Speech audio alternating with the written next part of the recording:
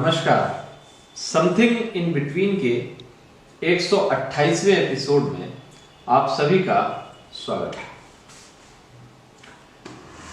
आखिरकार सरकार खुलकर सामने आ गई। अब तक इशारों में किसान आंदोलन में देश विरोधी तत्वों के शामिल होने की बात कर रही थी, मगर अब सरकार ने अपना नकाब हटा दिया है।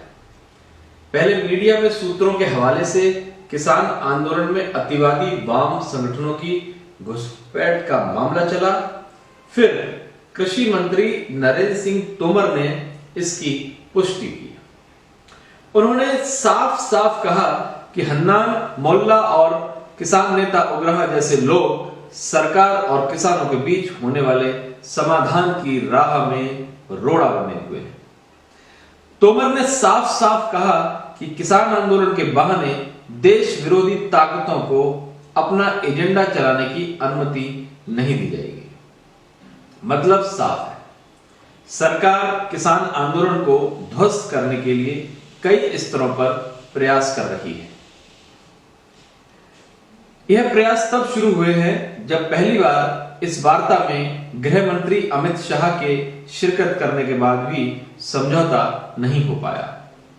सरकार कृषि कानूनों को वापस न लेने के अपने स्टैंड पर अड़ी रही।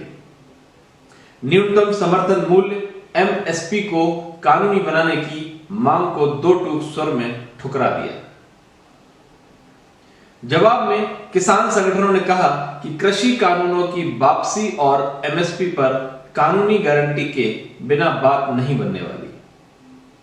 इसके बाद अचानक मीडिया में सूत्रों के हवाले से आंदोलन में अतिवादी वाम संगठनों की घुसपैठ की खबरें चलने लगी। दूसरी ओर किसानों ने राजमार्ग को बंद करने का फैसला लिया। सवाल है कि जब सरकार को पता था कि हन्नान मोल्ला और उग्रह जैसे नेता किसानों में भ्रम फैलाकर सरकार के खिलाफ साजिश कर रहे हैं, तब इस स्थिति में कृषि मंत्री और गृह मंत्री ने इनसे बात ही क्यों की? अगर ये लोग देश तोड़ने और माहौल खराब करने के एजेंडे में लगे हैं तो इनसे बात करने के बदले तो इन्हें जेल भेजना चाहिए था, मगर ऐसा नहीं हुआ। सबने देखा कि कृषि मंत्री ने 7 दौर की वार्ता में हन्नान मोल्ला से बातचीत करने से परहेज नहीं किया। हां, अमित शाह की बैठक में भारतीय किसान संगठन उग्रह को निमंत्रण नहीं दिया गया। इसी दौरान भाजपा की ओर से कृषि कानूनों के समर्थन में 700 से अधिक कार्यक्रम करने की घोषणा की गई। मुश्किल आंदोलन के खतरनाक स्थिति में पहुंचने की है। टिकरी बॉर्डर पर मानवाधिकार दिवस के दिन जो कुछ हुआ वो एक खतरनाक संकेत है। ऐसा लगता है कि किसानों के एक वर्ग का धैर्य चूक रहा है और जाहिर तौर पर इसका लाभ कुछ ऐसे तत्व उठा रहे हैं जिनका एजेंडा इस आंदोलन के जरिए अपना हित साधने का है। इस क्रम में टिकरी बॉर्डर का उदाहरण लें। मानवाधिकार दिवस के बहाने किसान आंदोलन में सीएए विरोधी आंदोलन में आपत्तिजनक टिप्पणी करने वाले शर्जील इमाम उमर खालिद के समर्थन में पोस्टर लगे। इनकी जेल से रिहाई की मांग की गई। कई जगहों पर भीमापुर कोरेगांव मामले से जुड़े आरोपियों के समर्थन में नारेबाजी की गई। गौरतलब है कि ये सभी लोग देशद्रोह के आरोप में जेल में बंद हैं। इनके समर्थन में पोस्टर लगाना या नारेबाजी करना खतरनाक संकेत नहीं है। अक्सर ऐसे तत्व इस तरह के आंदोलनों को अपने हित में लाभ उठाते रहे हैं, मगर खतरनाक संकेत किसान संगठनों से जुड़े नेताओं की प्रतिक्रिया है। अमर उजाला में प्रकाशित रिपोर्ट में कई किसान नेताओं की टिप्पणियां प्रकाशित हुई। इनमें से कई नेताओं ने पोस्टर लगाने और नारेबाजी करने का समर्थन किया है।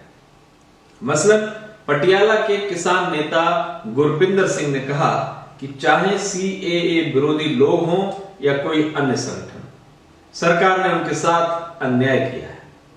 हमें ऐसे किसी भी लोगों के समर्थन से गुरेज नहीं है। इसी शहर के दूसरे किसान नेता सुखदेव सिंह ने भी ऐसी ही बातें कही। उन्होंने कहा कि आंदोलन का जो भी समर्थन करेगा हम उसका स्वागत करेंगे। ये सच है कि ज्यादातर किसान संगठन पोस्टर लगाए जाने और नारेबाजी करने के खिलाफ है। इनका यह भी आरोप है कि खुद सरकार आंदोलन को बदनाम करने के लिए इस तरह की साजिश रच रही है।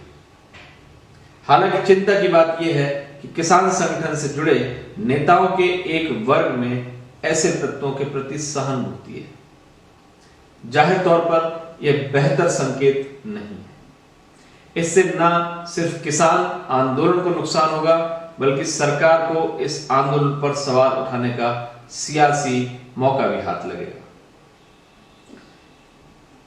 जाहिर तौर पर किसान आंदोलन अब बेहद खतरनाक मोड़ पर पहुंचता दिख रहा है। किसान संगठनों का एक वर्ग अब भी आशावादी है, मगर एक वर्ग में गहरे तक निराशा घर कर रही है। जिस वर्ग में गहरे तक निराशा घर कर रही है उनमें ज्यादातर पंजाब से है। उसी पंजाब से जहां 80 और 90 के दशक में आतंकवाद ने गहरे तक जड़ें जमा ली थी।